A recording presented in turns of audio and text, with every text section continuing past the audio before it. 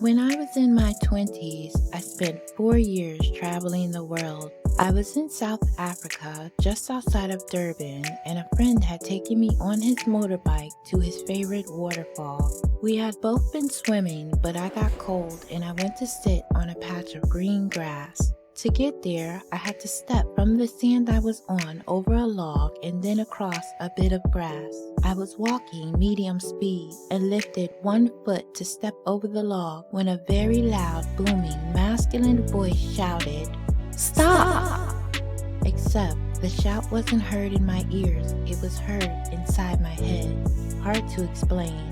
Also, there was nobody else around except him and he was still happily swimming. I stopped, wondering what had just happened. I still had my foot in the air above the log. I looked around and spotted what I thought was a leaf waving about 6 feet from my big toe.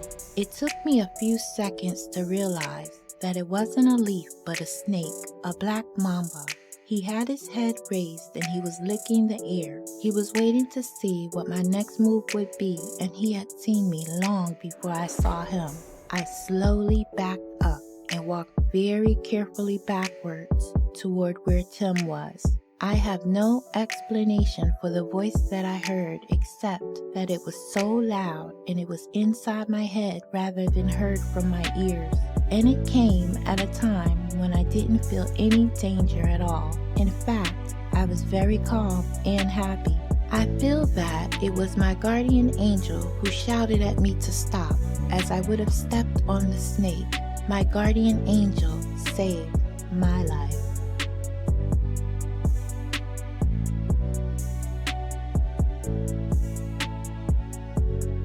I was free climbing a 30-foot rock face once. The face was mostly shallow rock and it had plenty of handholds, and I was young and dumb. 2/3 of the way up, my left handhold broke free as I was reaching with my right, and I started to fall. You know that feeling when you're tilting back in a chair and you tilt just a little too far? Well, that's exactly what I felt. I started to fall backwards and everything got real slow. I knew I was going to die or at best be injured. I felt a hand gently press against my back right between my shoulder blades. It felt like a perfectly normal hand and it pushed me back against the rock face. I took a moment to steady myself as I was pretty shaken up, and then I climbed down to safety. I am inclined to believe that it was a guardian angel, but that is solely based on my religious background. And I don't know where said guardian angel was when I got hit by a car. But I suppose it could have been an hallucination, but I don't use drugs and I wasn't on any medications at the time. I will probably never know what happened, but I am very thankful that I didn't fall.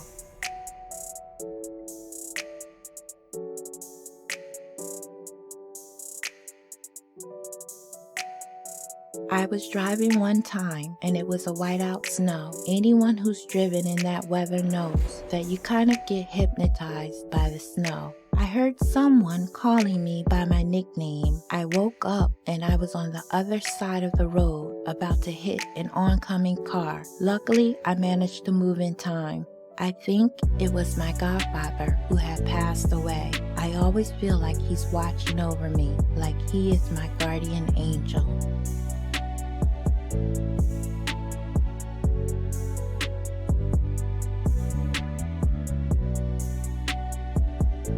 A friend of mine told me about an experience his grandmother had when she was home alone once. In the middle of the day, someone knocked on her door. When she went to answer it, she was greeted by a man with a knife, ready to kill her and loot the place. But when he saw her, his face went pale and he ran. He was later caught and questioned about why he ran, and his response was, "When the door opened, I saw two large and strong men standing behind her." And to this day, my friend swears that it must have been two angels sent to protect her.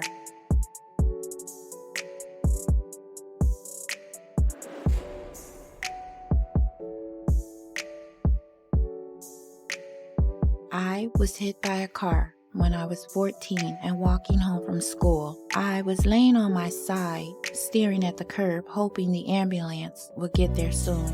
I could not move or see anything beyond the curb and a few feet away. From behind me, I hear a woman ask, "Do you want me to pray for you?" I shakily answered, "Yes." I never saw her, have no idea who it was. I like to think that it was an angel on that very crappy day.